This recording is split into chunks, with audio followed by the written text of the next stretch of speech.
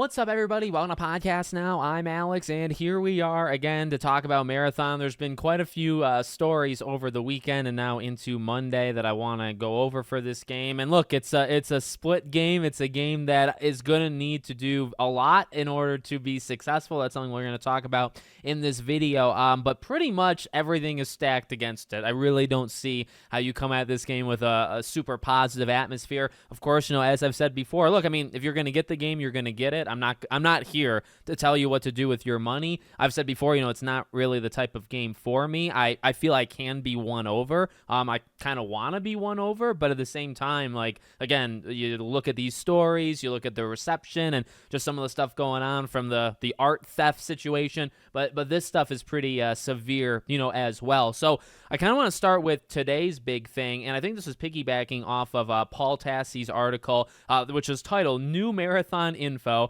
Bungie Morale, Launch Worries, and Changing Plans." And he goes through a lot of different bullet points, but the main things there were the morale is at an all-time low. They're not talking about delaying it, but he kind of speculates that maybe it's something they're going to start talking about. But as of now, it's still locked in. It's more of their launch or their lead-in plans, right? What they were going to do in June versus now what they may do in June instead, right? So that was a lot of what he talked about. But I think he tweeted today and he said he has heard that the game needs to be a top 5 NPD game in order to be successful. Now, when he says that means at the end of the day, that means it needs to be a top 5 revenue game of the entire year. Technically, games that come out this year don't have to be Hogwarts Legacy has kind of done really, really well in those charts since it came out, right? It was, I think, number 1 that year, sold so many millions of units, but then I think it made the top 10 or 15 even last year. So, I guess what I'm saying here is and if we start there, what I think Sony, PlayStation, Bungie, all of the above, what they need this game to do, top 5, you're looking at, if you're going up against every other game, right? I mean, that means you got to go up against, Mario Kart, and you have to go up against all of the games we just got. We know, Split Fiction did say, I think, 4 million units, right? Claire Obscura is even doing freaking awesome, 2 million, right? Kingdom Come Deliverance, high-selling game. Assassin's Creed Shadows, I guess depending on what you trust and believe in, might be doing well, might not be doing well. Point being, we still have half a year left. We still have a lot of big games to come. I think Death Stranding 2 is going to do quite well. I would imagine being a top 5 game means you got to do at least 4 to 5 million, if not more. Because you just got to think about the fall, right? Ghost of Yotei, Metal Gear. You think about some of those August games. Mafia, Borderlands is probably going to be a big one. Just go through the list and then imagine where they would fall on a chart, right? Top 20 chart. If it needs to be a top 5, you're probably going to need to sell at least 5 million, if not more. And to be honest, that's not even a guarantee because a Helldivers, reoccurring revenue, right?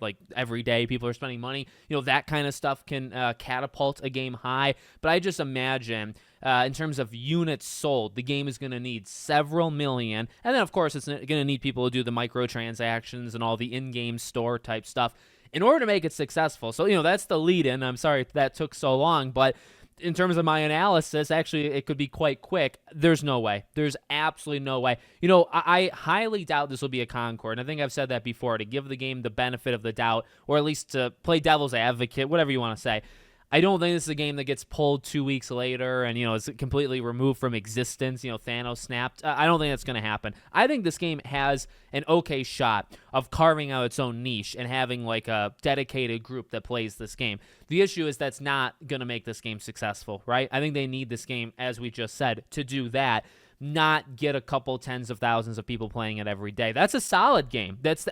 Many developers would be very happy with that. The issue is Bungie was bought for freaking $4 billion or whatever. Overpriced. PlayStation, Sony, whatever. They probably feel pretty silly right now. But, and I get it. I get why you would need this game to do so well, right? Huge. This is by the way, this is what happens when where we're going with the industry, where games cost 5 times too much and all this stuff. A game like this, as I literally just said, should be fine with that kind of outcome. 10, 20, 30,000 people playing it concurrently on Steam. It does 2-3 million people, makes some money, reoccurring money. It stays around, but it's not like a top 10 or top 20 hitter like on Steam or whatever, right? That's fine for the majority of games of all time, but not for Bungie. It needs more than that, and I just don't think that's going to happen. So wanted to start there, and then, well, everything else that just happened, right? So no delay, but the morale being at an all-time low. I saw this article, ex-Bungie dev says Marathon leadership was extremely toxic and humiliating to work with. Bungie leadership needs to be gutted completely. Now, you never know how much you want to put in, if they're not there now, but at the same time, there's a lot of value to somebody that lived it and then left, to tell the tale. I don't think specifically that last part, I don't think that's a hot take whatsoever. I think there's many people out there that would say just like a restart, right?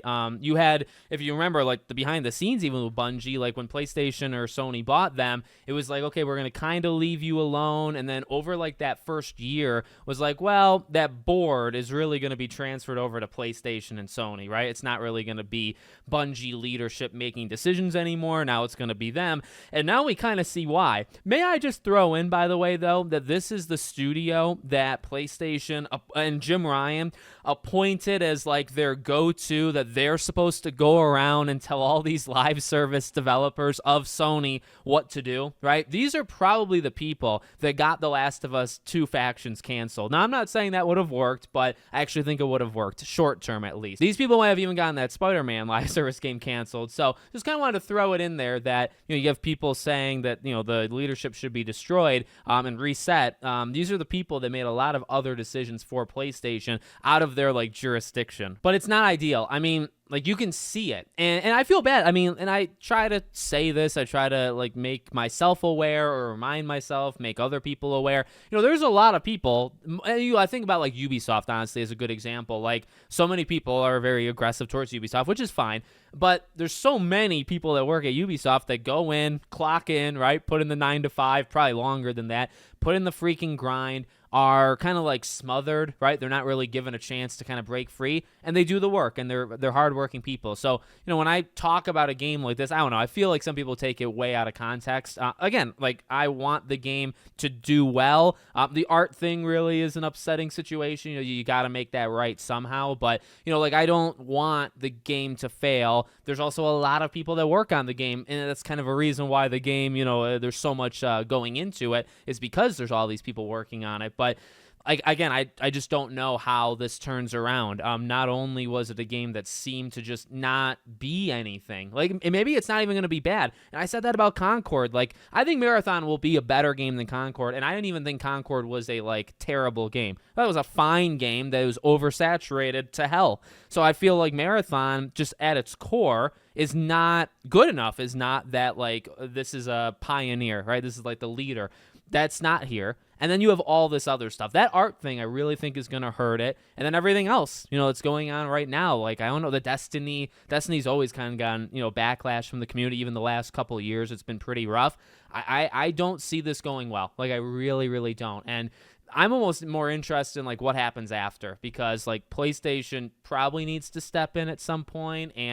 But like, what do you do? Like, you can't you spent so unbelievable amounts of money on Bungie, right? And it's probably the worst, financial decision they've made in a long time. What do you do? Like, you really can't do anything about that. You have to just keep moving forward. But that's almost, I'm interested to see what Marathon does. I'm also interested to see like what's Bungie's next thing after that, and like what does PlayStation do. So let me know what you guys think in the comments. Make sure, as always, you're subscribed to the channel, bell icon turned on, and I hope to see you all on the next one.